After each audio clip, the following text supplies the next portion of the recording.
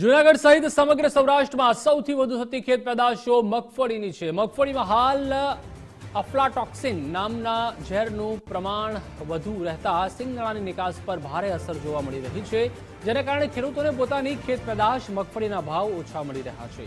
આજે ઝેર એટલું ખતરનાક છે કે લોકો આ મગફળી ખાય તેથી પેટમાં ઝેર જમા થતા કેન્સર જેવી બીમારી લાગુ પડે છે।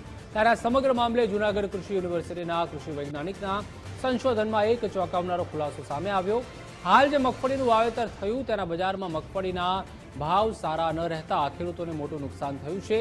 તેના પાછળ મુખ્ય કારણ સિંગદાણાની નિકાસનો મોટો ઘટાડો છે અને આ મોટા ઘટાડાનું કારણ અફ્લાટોક્સિન નામના ઝેર મગફળીમાં ઉત્પન્ન થવાને કારણે આ થયું છે। જમીનમાં ભેજનું પ્રમાણ હોવાના કારણે મગફળીમાં અફ્લાટોક્સિન નામનું ફૂગ જોવા મળે છે, જેથી વિદેશમાં મોકલવામાં આવે ત્યારે તેના સેમ્પલિંગ દરમિયાન રિજેક્ટ થાય છે અને ખેડૂતોને મગફળીના ભાવ ઓછા મળે છે।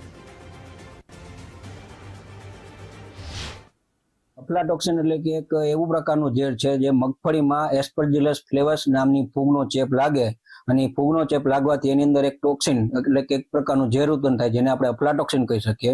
અને આવી અફ્લાટોક્સિન વાળી જે કોઈ પણ ખેત પેદાશ છે, દાખલા તરીકે મગફળી છે, એ આપણે ખાઈએ તો આ જે ટોક્સિન છે, જે ઝેર છે, એ ધીરે ધીરે આપણા યકૃતમાં આપણા પેટમાં જમા થતું જાય અને આગળ જતા આપણને કેન્સર જેવા રોગો તરફ દોરી જાય। મગફળી ઉપાડતી વખતે ડોડવો ડેમેજ ન થાય, ડોડવામાં નુકસાન ના થાય તે ખાસ ધ્યાન રાખવાનું।